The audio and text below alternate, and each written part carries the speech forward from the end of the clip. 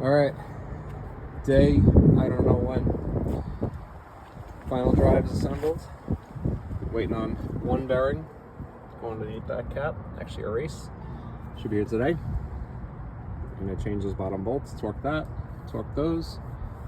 Got a rough coat of paint on it, because that's all gonna get kind of hidden, hard to spray later. Then we'll set up the clutch pack, and then we're off to the races. Bearing races.